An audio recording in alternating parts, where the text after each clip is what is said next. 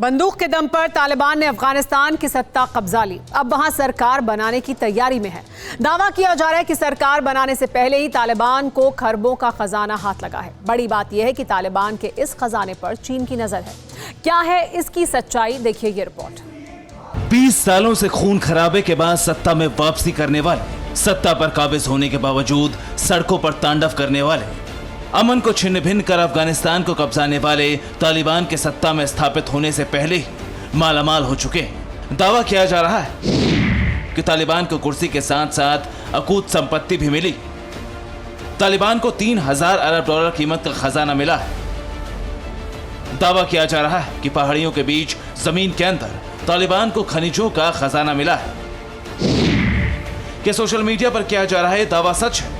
क्या वाकई बंदूकधारियों को बेहिसाब दौलत मिली? क्या इन संपत्तियों को हड़पने के लिए चीन ने तालिबान से दोस्ती की? इन सवालों का जवाब और दावों की हकीकत जानने से पहले अफगानिस्तान को समझना जरूरी है। दरअसल अफगानिस्तान की जमीन के अंदर खनिजों का भंडार छिपा हुआ है। अफगान सरकार ने साल 2020 में खनिज संसाधनों से 1 अरब डॉलर की कमाई की।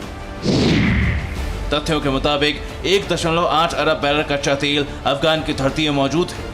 यहाँ पर 2.2 अरब टन बढ़िया लोहे का विशाल भंडार भी मिला। 1.6 ट्रिलियन क्यूबिक फुट प्राकृतिक गैस भी मौजूद है। अफगानिस्तान में 14 lakh ton rare earth material उपलब्ध है। संयुक्त राज्य भूगर्भ सर्वेक्षण विभाग ने साल 2010 में अफगान की धरती में मौजूद खनिज पदार्थों की कीमत करीब 1000 अरब अमेरिकी डॉलर बताई थी, लेकिन बताया जा रहा है कि ये कीमत बढ़कर अब 3000 अरब डॉलर हो गई। दावा किया जा रहा है कि अफगानिस्तान में मौजूद लिथियम के दाम 20 साल में 40 गुना बढ़ जाएंगे। अफगानिस्तान में लिथियम और रेयर अर्थ मटेरियल का बड़ा भंडार है। लिथियम की विशाल मात्रा के कारण ही अमेरिका ने अफगानिस्तान को लिथियम का सऊदी अरब करार दिया था। इसका मतलब है कि जिस तरह सऊदी अरब तेल से मालामाल है, उसी तरह अफगानिस्तान लिथियम में धनी है। लिथियम एक ऐसा धातु है जो जलवायु संकट से बचाने में मददगार है।